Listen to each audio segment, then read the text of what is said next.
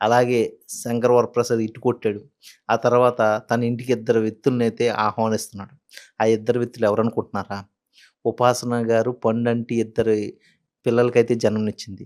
ఆ ఇద్దరు పిల్లలు మగ పిల్లలా? ఆడపిల్లలా? ఇది మీరు తెలుసుకోవాలి. ఎందుకంటే చిరంజీవి గారు ఎప్పటినుంచో తనకి వారసులు కావాలని కోరుకుంటున్నారు. రామ్ చరణ్ గారిలాగే తనకి ఫ్యూచర్‌లో ఒక వారసుడు ఉండాలి అనేసి చిరంజీవి గారైతే తపన పడుతున్నాడు. తన ఇంట్లో అందరూ ఆడపిల్లలే కానీ ఒక్క మగబిడ్డ కూడా లేడనేసేసి చిరంజీవి గారు చాలా రోజుల నుంచయితే మదన పడుతున్నాడు. అటువంటి చిరంజీవి గారికి ఉపాసన గారు ఒక పెద్ద గిఫ్ట్ అయితే ఇచ్చారు. ఆ గిఫ్ట్ ఏంటంటే ఒక వారసుడిని కాదు, ఇద్దరు వారసులను గిఫ్ట్‌గా ఇచ్చారు. ఓకే.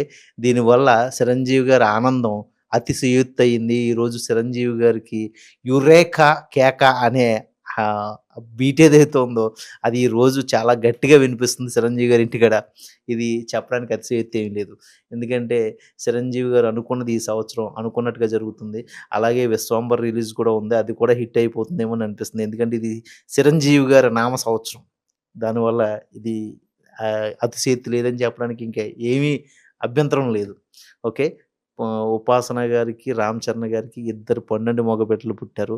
అదే చిరంజీవి గారికి మనవళ్ళు పుట్టారు. అలాగే చిరంజీవి గారి నెక్స్ట్ తరానికి, నెక్స్ట్ జనరేషన్‌కి వారసులు పుట్టారు.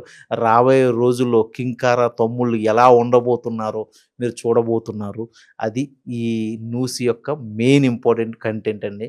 ఈ విషయం మీకు అర్థమై ఉంటే, ఈ విషయం మీకు నచ్చినట్లయితే ప్లీజ్ లైక్ చేయండి, షేర్ చేయండి, సబ్స్క్రైబ్ చేయండి. ఇలాంటి ఇంపార్టెంట్